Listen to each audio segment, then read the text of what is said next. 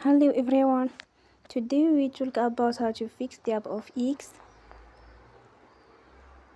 We go to settings,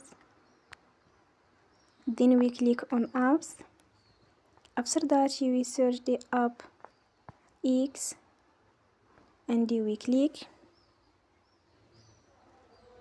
They will on for stop. After that we go to storage, then we click on clear cache.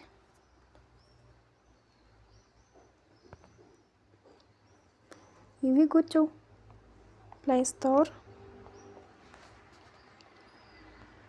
and you will update your app.